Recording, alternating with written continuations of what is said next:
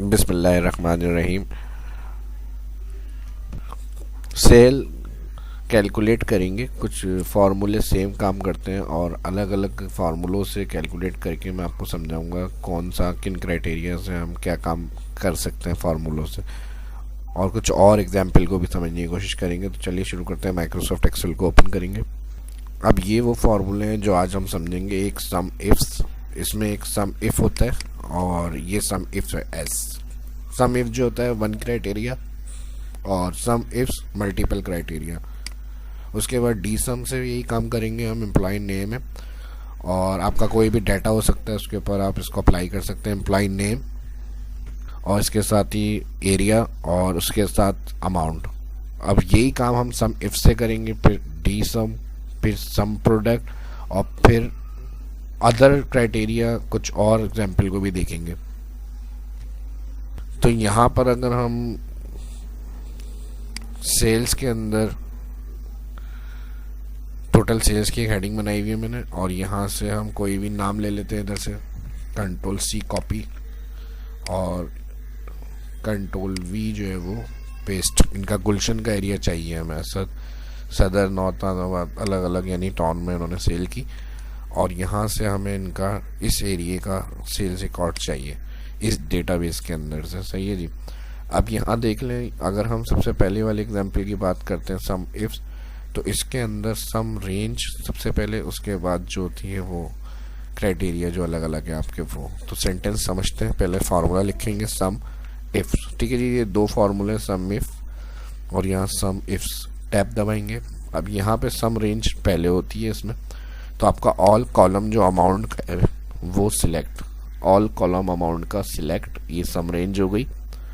Comma लगाएंगे criteria range 1।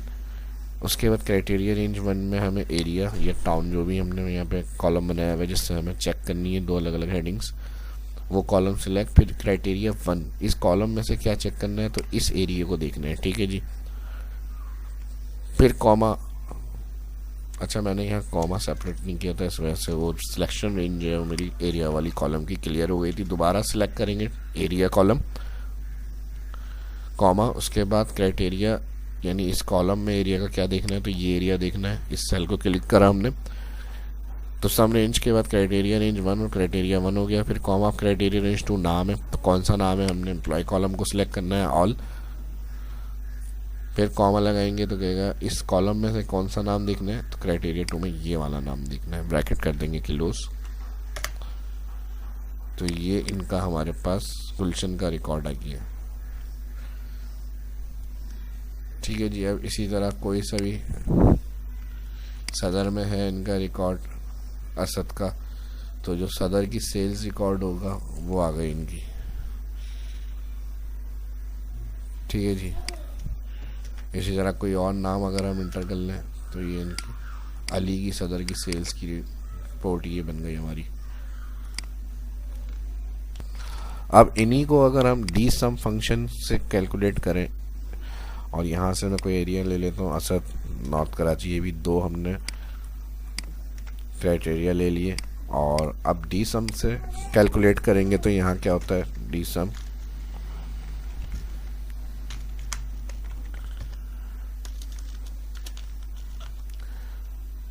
ये सबसे पहले पूछता है डेटाबेस का है, तो यहाँ पे जो आपका ऑल डेटा होगा मेन। ठीक है जी। फुल यानी डेटा जो है वो आपको सिलेक्ट करना है हेडिंग के साथ, ये जहन में रखिएगा, हेडिंग के साथ। हेडिंग सिलेक्ट नहीं करेंगे तो ये फार्मूला काम नहीं करेगा। ठीक है जी। तो डी सम में आपको हेडिंग लाजमी सिलेक्ट करनी है। ब्रैकेट ओपन, डेटाबेस में हेडिंग के साथ ऑल डेटा जितने कॉलम्स होंगे, कॉमा। फील्ड क्या है उन हेडिंग्स के अंदर से हमें क्या चाहिए, तो सेल्स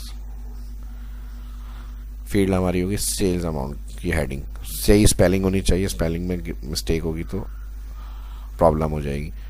ठीक है जी। लिख भी सकते हैं इन्वर्टेड कॉमा में, यहाँ सेल क्लिक कर लें। यहाँ पे मैंने सेल क्लिक करा है। फिर कॉमा क्राइटेरिया क्या है, तो क्राइटेरिया ये हेडिंग के साथ जो दोनों क्राइटेरिया लिखे हैं वो सिलेक्ट। ये क्राइटेरिया हो गया, ब्रैकेट कर देंगे क्लोज, एंटर। अब यही काम हमारा इस फार्मूले से भी हो गया। अगर हम इसको यहाँ से कॉपी पेस्ट करें सेम, तो यही अमाउंट आ जाएगा। ठीक है जी। और यही काम हम थर्ड अगर एग्जाम्पल को देखें तो सम प्रोडक्ट से भी कैलकुलेट कर सकते हैं। ठीक है जी, सम प्रोडक्ट के लिए हमें क्या करना है, इन्हीं हेडिंग्स को कॉपी पेस्ट कर लेते हैं ताकि सेम आंसर होगा, समझ में आ जाएगा आसानी से। इक्वल सम प्रोडक्ट, यहाँ पर हम कर लेंगे डबल ब्रैकेट ओपन, इसमें होता है एरे। तो एरे के लिए हम क्या करेंगे, फर्स्ट जो नेम का कॉलम आ रहा है डबल ब्रैकेट ओपन के बाद इसको सिलेक्ट करेंगे, बराबर है इसके, फिर कर देंगे ब्रैकेट क्लोज,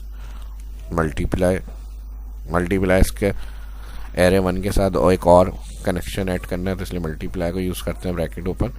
इसके साथ एरिया का कनेक्शन मिलाना है हमें, तो हमने मल्टीप्लाई के बाद ब्रैकेट ओपन किया और एरिया का कॉलम जो है उसको ऑल सेलेक्ट करा, बराबर है इस एरिया के। ठीक है जी, सेल क्लिक और फिर यहाँ पर कर देंगे ब्रैकेट क्लोज, फिर कॉमा। अब एरे 2 क्या होगा, इनकी सेल्स अमाउंट वैल्यू चाहिए, तो सेल्स अमाउंट की कॉमा के बाद जाके ऑल कॉलम सिलेक्ट, ब्रैकेट कर देंगे क्लोज, एंटर। ठीक है जी, हो गया सेम। अब इसका अगर मैं कहीं भी चेंज करता हूँ रिकॉर्ड, अगर अलीगढ़ मुझे नॉर्थ नाज़िमाबाद का रिकॉर्ड चाहिए, ठीक है जी, ये हो गया। एक ही तरह के दोनों सब में हमें आंसर मिल रहे हैं। ठीक है जी, तो जो इजी ज़्यादा हो वो उस तरह से आप इसको यूज़ में ले सकते हैं फार्मूले को। सबसे ये काम हो गया, सारी एग्जाम्पल जो मैंने दी है उन सबसे वही काम हो सकता है हमारा। डी सम की एक और अलग तरीके से अगर हम एग्जाम्पल को देखें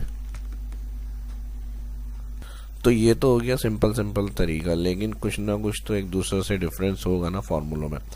तो डी सम को हम अगर अदर और एग्जाम्पल से समझने की कोशिश करें तो ये तो सिंपल हमने एक तरह से सारी कैलकुलेशन को यूज़ किया है, लेकिन डी सम में हमें एक और ऑप्शन मिलता है, इन्हीं क्राइटेरिया को देखते हुए और ज़्यादा ना मुश्किल काम करते हुए, कोई जैसे हमने सिंपल डी सम लगाया इस तरह की कंडीशन में भी यूज़ हो सकता है। जैसे इस क्राइटेरिया में आपको एक नाम है आपका सेल्स के अंदर, उसके ग्रेटर देन की कोई वैल्यू है, मुझे ग्रेटर देन इस नाम की ग्रेटर देन इस वैल्यू से क्वांटिटी जिसकी इतनी हो, इन क्राइटेरिया की सेल्स को चेक करना है। तो सिंपल जैसे हमने डी सम को यूज़ किया है वही सिंपल तरीके से डी सम यूज़ होगा और इन क्राइटेरिया को देखते हुए हमें कैलकुलेट करके सेल बताएगा। तो इसके लिए क्या करेंगे हम, डी सम डेटाबेस, ये मेन डेटा हेडिंग के साथ मैंने बताया, जब भी आप डी सम को यूज़ करेंगे तो हेडिंग के साथ को ऑल डेटा को सिलेक्ट करना है। फील्ड में आप वो लिख लें जिससे greater than, less than, between की वैल्यू को आप देखना चाह रहे हैं डेटा रेंज के अंदर। वहाँ से 3 कॉलम क्राइटेरिया हैं कि भाई ये नाम इस ग्रेटर देन से वैल्यू और इस क्वांटिटी से ज़्यादा, ये हमारी हो गई। अच्छा सॉरी, ये फील्ड नहीं है, फील्ड हमारी टोटल अमाउंट है, टोटल अमाउंट चाहिए, ये फील्ड बन जाएगी। और फिर क्राइटेरिया में ये नाम जो क्राइटेरिया में आपको देखना है। ठीक है जी, 3 ये क्राइटेरिया थे, तीनों को हमने सिलेक्ट किया, डेटाबेस, फील्ड और क्राइटेरिया को। अब ये ग्रेटर देन से जिससे वैल्यू थी वो हमने सेलेक्ट कर ली, ब्रैकेट कर देंगे क्लोज, एंटर। अब देखें यहाँ CPU ग्रेटर देन 5000, इसकी यूनिट प्राइस है ये फर्स्ट वाली एंट्री के अंदर ही लिखा हुआ है, और ग्रेटर देन 20, और ये 21 है तो इनका टोटल अमाउंट। अगर ये मैं इसकी क्वांटिटी 15 कर दूँ तो ये यहाँ 0 कर देगा रिटर्न। ठीक है जी, तो जो क्राइटेरिया मैच करा रहे फार्मूले में वो होना चाहिए तो ये आंसर करेगा, नहीं तो रिटर्न में 0 मिलेगा। 20 कर दिया, 20 में भी नहीं आ रहा, इक्वल लगा के देखते हैं। ठीक है जी, अब बराबर 20 या ग्रेटर, तो ये वैल्यू उठा ली इसने यहाँ से। और इसी को हम जैसे हमने डी सम किया है इसी से हम सम इफ से भी कैलकुलेट कर लेते हैं इसको।